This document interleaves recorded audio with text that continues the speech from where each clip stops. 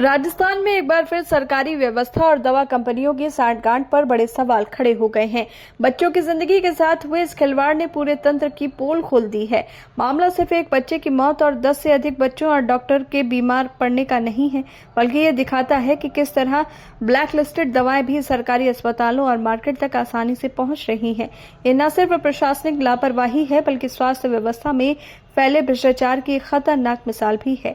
सीकर, जयपुर, झुंझुनू, भरतपुर और बांसवाड़ा जैसे जिलों में जिस कफ सिरप ने बच्चों को मौत और बीमारी के मुंह तक पहुंचा दिया, वो पहले से ही ब्लैक लिस्ट थी। इसके बावजूद केसन फार्मा नाम की कंपनी ने नया फॉर्मूला बनाकर उसी दवा को नया नाम देकर सप्लाई जारी रखा।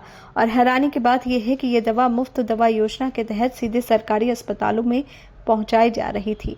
सवाल यह है कि ब्लैक लिस्ट होने के बाद भी कंपनी की निगरानी क्यों नहीं हुई और सरकारी सिस्टम ने आंख मूंद कर इसे कैसे मंजूरी थी। आज तक की पड़ताल में यह भी सामने आया है कि दवाओं की जांच सरकारी लैब में नहीं बल्कि निजी लैब में होती है।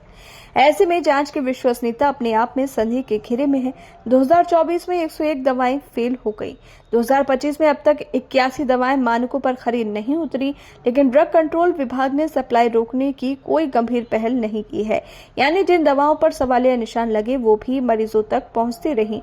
ये सीधे सीधे मरीजों की जिंदगी के साथ खिलवाड़ है। किसन फार्मा की फैक्ट्री पर जब मीडिया पहुंचा तो वहां ताले लटके मिले, कर्मचारियों को छुट्टी पर भेज दिया गया और यहां तक कि गार्ड तक बदल दिया गया।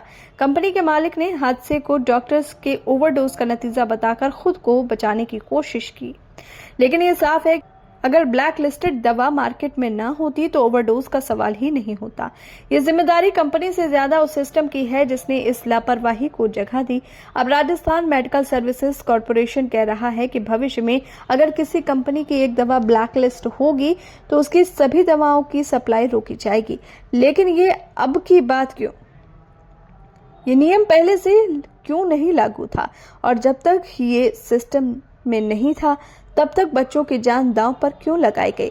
ये पूरा मामला केवल एक हादसा नहीं बल्कि एक चेतावनी है कि भारत की दवा सप्लाई और क्वालिटी चेक व्यवस्था कितनी खोखली और भ्रष्टाचार से ग्रस्त है।